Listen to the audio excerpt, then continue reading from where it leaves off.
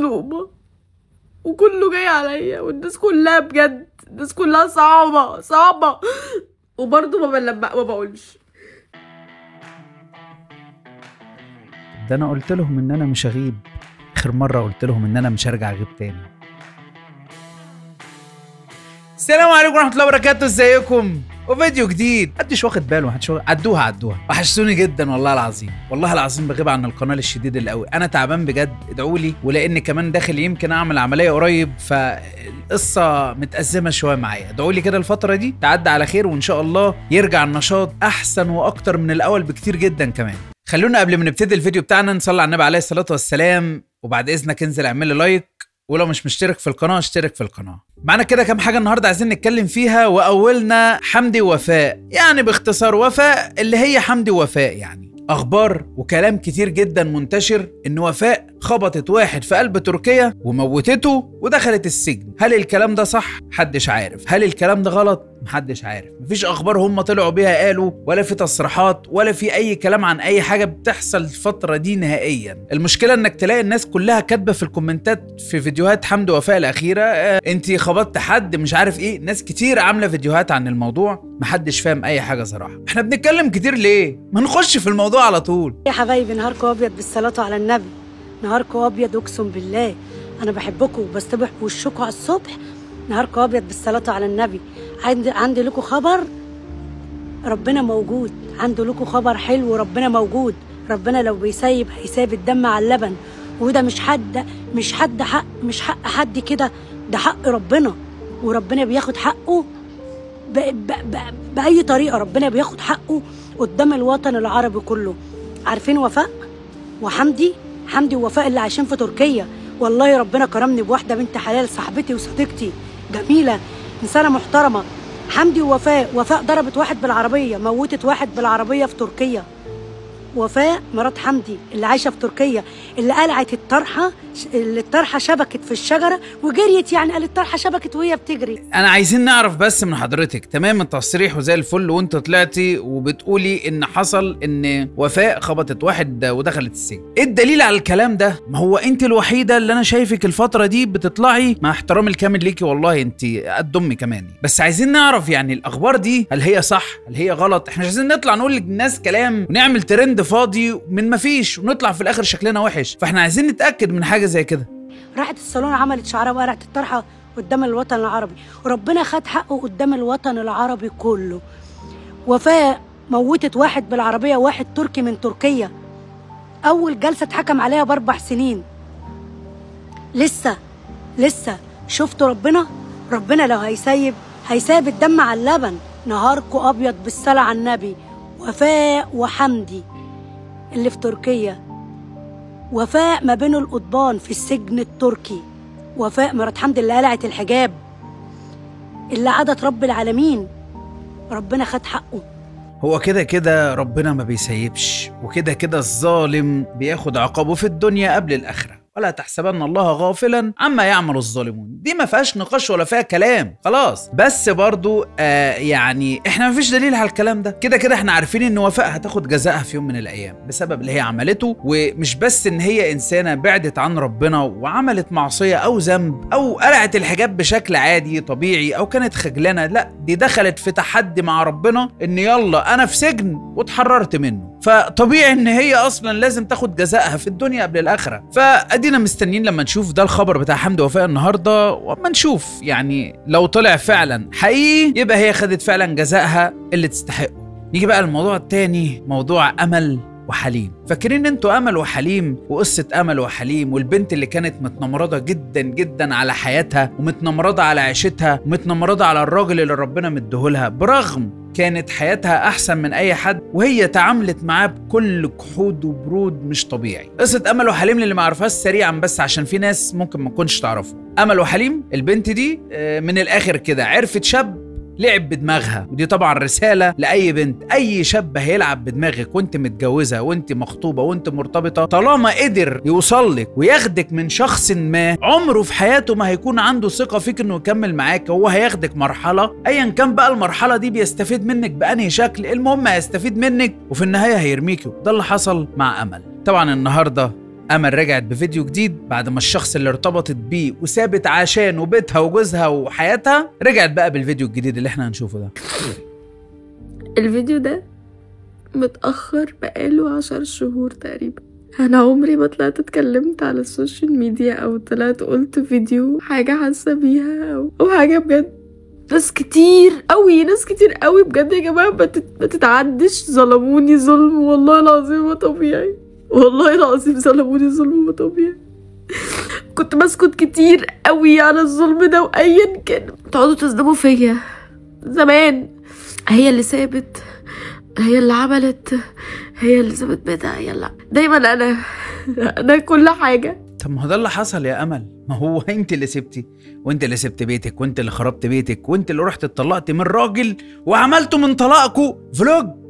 ده كان اغرب من الخيال. انت عملت من طلاقك مسلسل لدرجه ان احنا شكينا ان انتوا بتلعبوا بينا، لدرجه ان الناس كلها قالت بس امل وحليم بيعملوا ترند وكلام فاضي. وصراحه ربنا حليم انت يا ابني راجل والله العظيم. عارف ليه؟ عشان ما طلعتش تاجرت بالموضوع، سكت والتزمت الصمت تماما. الناس كلها النهارده بتسقف لك وبتحييك علشان انت سكت، لانك عارف ان حقك في يوم من الايام جاي وجه بالفعل.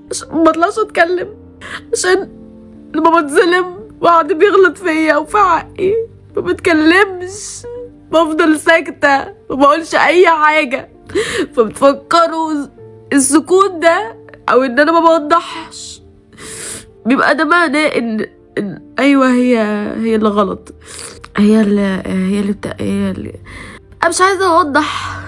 عارفين يعني برضه مظلومة وكله جاي عليا، والناس كلها بجد الناس كلها صعبة وبرضه ما بقولش. انا عايز افهم بس حاجه، هو ليه دايما الشخص الظالم اللي بيظلم حد او بيتكبر ويتجبر ويتنمر وكل بقى الحاجات قولوها على عيشته وحياته ودنيته والنعم اللي ربنا بيديها له، ليه دايما بيطلع يعني في النهايه بالقوه كده عايز يقول لك ان انا مظلوم ومجبور على امري والناس جايه عليا ليه ما تعترفش انك انت كنت غلطان؟ يعني الشخص اللي بيظلم او اللي زي امل ليه ما تطلعيش قدام الكاميرا تقول انا اسفه؟ ليه بقى؟ هقول لكم انا ليه. علشان الشخص النرجسي الوصولي ما يقدرش يطلع يعترف بغلطه، مستحيل. لو الدنيا اتطربقت هو يطلع يوريك كم الظلم اللي اتعرض له في حياته وهو ما كانش فيه اكتر منه ظالم. دي والله اول تجربه في حياتي ما اتكلمتش وسكت.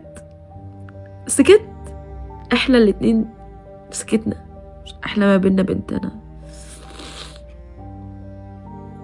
بكن له كل الاحترام والتقدير لانه بجد حد محترم وحد كويس. طبعا شخص محترم جدا. للاسف يعني خد الصدمه وخد الضربه منك وسكت. والله انا بحترم الشخص ده جدا، بحترم حليم ده جدا جدا، لانه كان عارف ان حقه في يوم من الايام هيجي قصاد عينيه. مهما شفت منه اي حاجه وحشه هيفضل the best father. هو انتوا مش فاهمين، هو بابايا انا قبل ما يكون ابو إيلا فانتوا مش فاهمين، دي كارثه. فهو بجد the best مهما حصل. هو بجد ربنا يوفقه في حياته ويرزقه بنت الحلال يا رب، ويكرمه ويبقى أنجح حد في الدنيا. بس تعالوا بقى هنا لمربط الموضوع. هو ده اللي طالعه تعمله امل، استعطاف لحليم، لعب بمشاعر الناس، تخلي الناس بدل ما كانت بتهاجم فيها وبتقولها انت سبت بيتك وسبت حياتك عشان شخص تاني جه خدك من بيتك، عشان تطلع تستعطف وترجع لحياتها. ما هي دي مشكله بقى الشخص النرجسي، او دي مشكله الانسان اللي بيظلم بيرجع بعد كده ياخد على دماغه من الدنيا، بياخد على دماغه من الناس، ويرجع يقول انا اسف، انا كان في ايديا نعمه ما كنتش عارف قيمتها، النهارده انا عرفت قيمه النعمه اللي كنت فيها. بس بعد ايه؟ الكلام ده لا يغتفر. عمر ما في كوبايه بتنكسر بترجع تلم نفسها تاني وتقوم، مستحيل. اللي انكسر خلاص شكرا. نرجع بقى كام شهر لورا كده. انا ما كنتش واخده القرار قوي، بس انا خدت قرار. وانا بقول لك ليه هتيجي بكره؟ عشان إيلا معايا، فانت يحق لك ان انت تشوفها اي وقت. لو قلت لي بكره اجي اشوفها عشان انت بتصوري ده لو طلع مقلب يا امل. طب بص ثواني بس لا ثواني. ده لو طلع هزار واديكي بتصوري والفيديو موجود، ممنوع اي تصوير. بص اعتزل المجال ده بسببك. خلاص ماشي، اعملي بقى اللي انت عاوزه تعمليه، وبابا ليا مكالمه معاه واشوف بقى القرف اللي انت عماله تعمليه ده نظامه ايه، في ايه راحت فين؟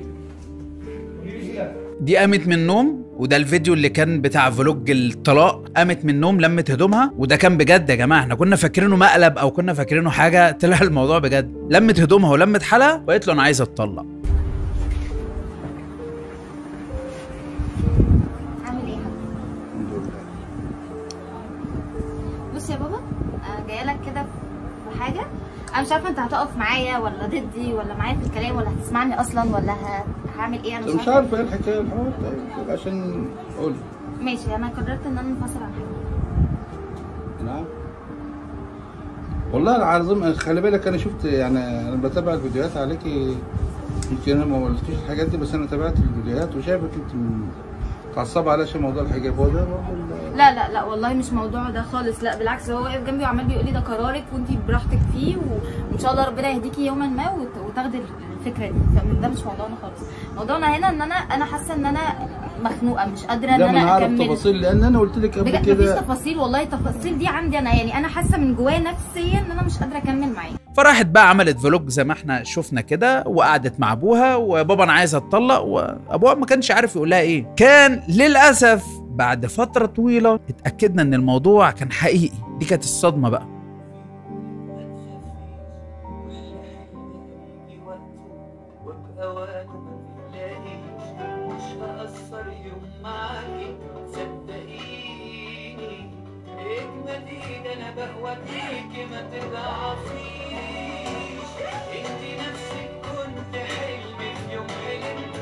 هذا يا جماعة من بعد ما سابت حليم ظهر لنا الفيديو ده، وهي بتعيش مع قصة حب جميلة. يا رب مفيش بعد كده قصة حب ايه، مبهدلة الدنيا، وأحضان وهدايا وبوكي ورد، وده حلم حياتي، وده حب سنيني وحب عمري. وظهرت معاه مرة في العربية هنا، وظهرت معاه مرة هنا. احنا شفنا يعني شيء غريب. كان رد فعل حليم لما كان فتح لايف اللي هتشوفوه دلوقتي.